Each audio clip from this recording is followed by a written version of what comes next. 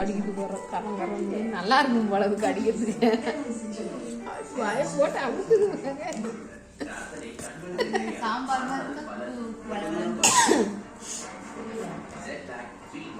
சொன்ன மாதிரி தான் இருக்கும்.